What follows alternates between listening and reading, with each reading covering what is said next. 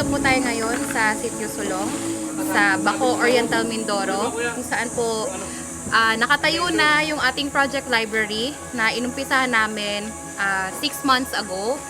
Hindi po madali yung buong process ng pagpapatayo ng project library dito sa taas ng bundok. Pero sa tulong ng mga kaibigan nating nag-donate, sa lahat ng sumuporta sa Akyat Aral, nagawa natin ng paraan at ngayon nandito na yung project library natin. Maraming salamat po sa lahat ng tumulong para po magawa itong project na to.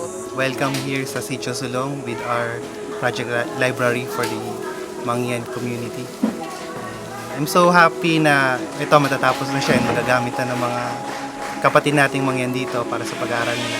Kasi sobrang layo ng school nila and to think na they need to go down and walk for about 30 minutes to 1 hour. Malaking tulong ito para hindi na sila abutin ng gabi or kapag umuulan, makapag-aral pa rin sila. Looking forward na mapuno ng maraming libro ito para sa kanila. Ito, patapos na yung ginagawa namin na finishing na lang. Nakakatuwa lang na sa ilang araw na at ilang oras na pagstay namin dito, pwedeng panghabang buhay na pagbabago yung may dulot dito sa mga bata dito sa community. Excited kami kung ano yung magiging kinabukasan nila. Salamat sa opportunity na to and salamat sa community na to na tumanggap sa amin. I'm looking forward na magkaroon pa kami ng maraming project like this. Actually, this is our, I think, third library. Sana we could still find other communities na makatulong kami ng ganito. At least, mas sustainable yung ganito eh. So, hopefully in the future, mas marami pa kaming library or schools na mapatayo. Good luck sa Akyat Aral and more projects to come. And hopefully, more volunteers also to come. Yung project na to, it symbolizes education also na napaka-importante na dahil malayo siya sa city or mismo sa komunidad, so kailangan pang umakyat. Yung pagbuo ng project library, it's a very important thing for the students and the people here in the community kasi anytime may access sila na pwede sila magbasa, matutong sila na more than sa mga nakasama nila sa family nila.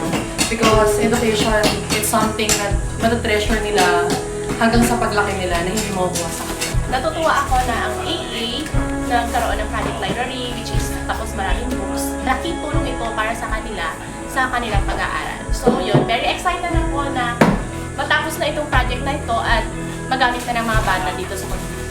Isang pasasalamat ang pinapaabot ng DepEd Oriental Mindoro Division. Ako si Dominic Arroapo bilang isang mobile teacher ng Baco Oriental Mindoro ay lubos nagpapasalamat sa Akyat Aral. Kundi dahil sa inyo, hindi magkakaroon tayo dito ng isang library sa Sitio Sulong. So muli, saludo ang DepEd at ang pakpakalitap-tap sa inyo. Padayon. Salamat po sa inyong pagtulong sa amin. Dahil na po itong library. Salamat talaga kasi napakalaki pong bagay ito para sa amin. Kaya salamat po sir sa inyong pong grupo sa Akyat Aral. Tinatanggap po namin ang inyong pong napakalaking biyaya. Unang-una nagpapasalamat po kami sa mga lahat na tumulong sa amin. Lalo-lalo na po ang Dubai Puro, Sir Albert Yu, Estima, company ko, sa lahat ng mga tao na hindi pa nabanggit. Salamat po.